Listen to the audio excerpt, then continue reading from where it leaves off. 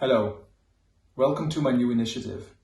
I'm Olivier Ongenatoft, and every week, before the weekend, I want to share some food for thought, some ideas, some reflections regarding things that matter, things regarding noble purpose, whether that is for humankind, whether that is for the economy, whether that is for the society.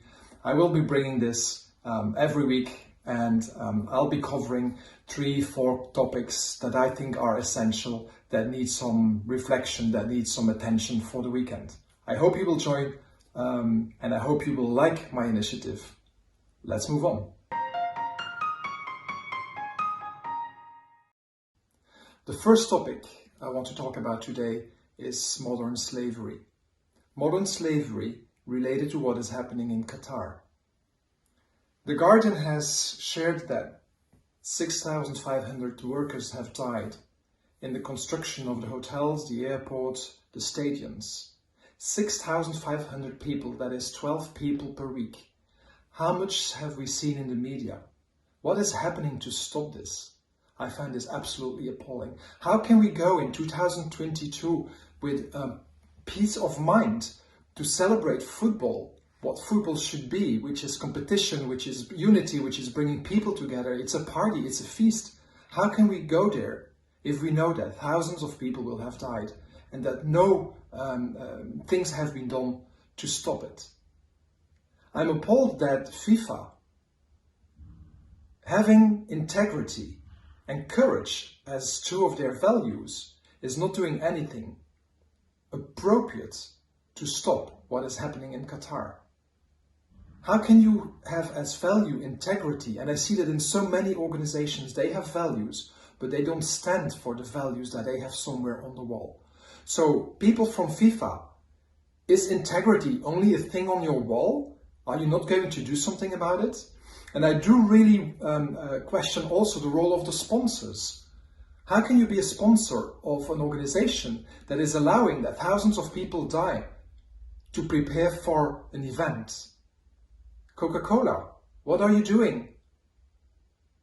And then what I find great is that one of the suppliers, a Dutch enterprise, Hendricks Gassenzolen, they have decided to withdraw from the business. This is going to cost them quite some money, or at least they will not have the income from that big deal. And they have been doing a lot of World Cups, but they thought that before economy, there is something more important, which is ethics. I really think that that is great. I welcome organizations, enterprises that stand for ethics.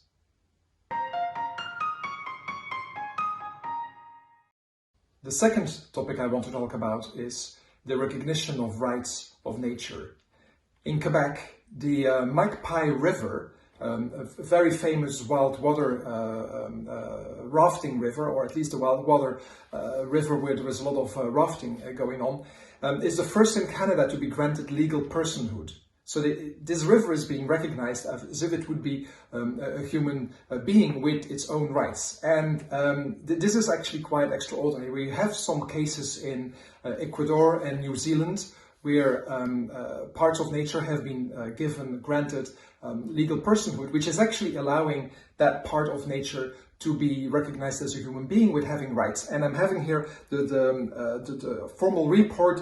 So the rights that have been granted to the alliance, through the alliance to the river, is the right to flow, the right to respect for its cycles, the right for its natural evolution to be protected and preserved, the right to maintain its natural biodiversity, and especially the most important, the ninth right, is the right to sue. Now, why do I think this is so important? Well, I do believe it is so important because nature has also in natural law been considered as exploitable by the human race. And we see what this has been leading to. So we just have been exploiting our own ecosystem because we have been separating ourselves, human beings, from our own ecosystem, which is totally absurd, obviously.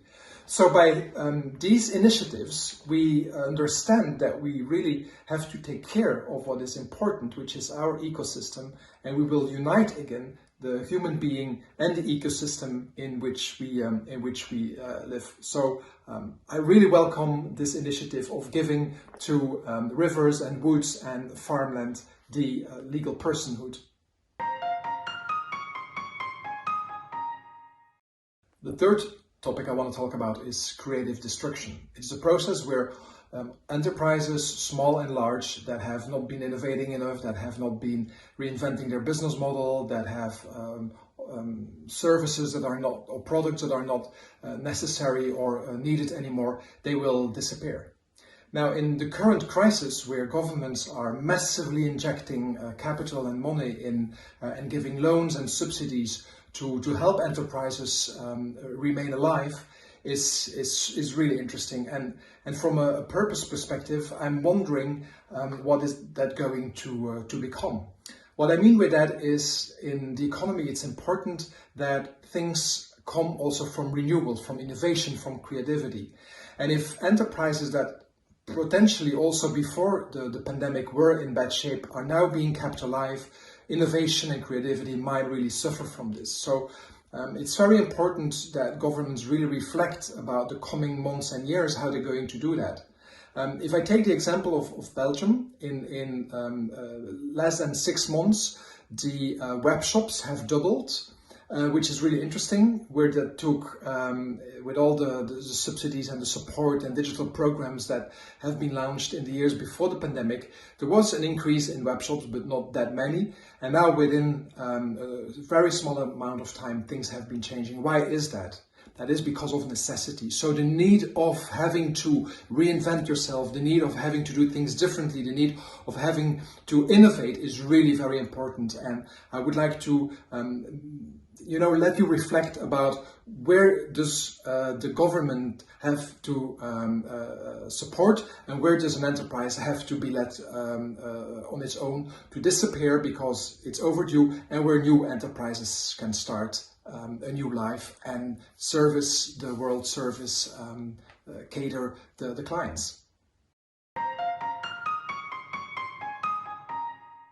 The fourth and for this time last topic I want to cover is the vaccines and the big pharma.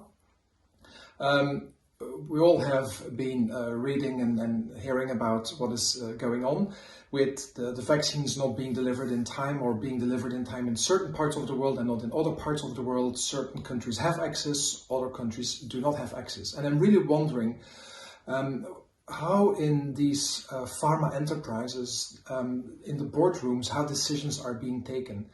How can you keep the clarity and the ethics of producing something, and it's totally okay, obviously, that money is being made with it, but at the same time also cater the vaccines for the entire world. Who comes first? Which nation comes first? Who gets more vaccines when, in what time lapse? How is that being decided? How are these pharma groups influencing that? Second thing is, I get really irritated with all the delays and the confusion that there is, and the fact that production lines are not sufficiently strong. This is really, for me, a lack of commitment and a lack of engagement. And I'd like to understand how the impact of the lack of production and the lack of speed is influencing the pandemic. And the third thing, which is actually quite positive, is I was quite enthusiastic to understand that two major competitors, Sanofi and Pfizer, actually they agreed to work together, in the sense that Sanofi will be producing about 100 millions of doses of the Pfizer vaccine, which I think is really impressive. And it made me think that maybe more enterprises could definitely, in times of crisis or in times of need, could work together and create a more collaborative approach to business, to economy.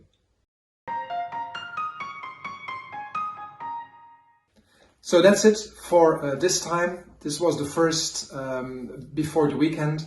I hope you have enjoyed it. I'll be bringing some new food for thought and new reflections for next week. I hope you will be back again. Have a great weekend, and thanks for watching.